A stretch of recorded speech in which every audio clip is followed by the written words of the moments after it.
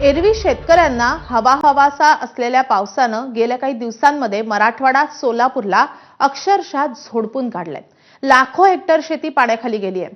हाती आलेल्या पिकाचा अक्षरशः गाळ झालाय। स्वप्न पार पाण्यात बुडाली आहेत।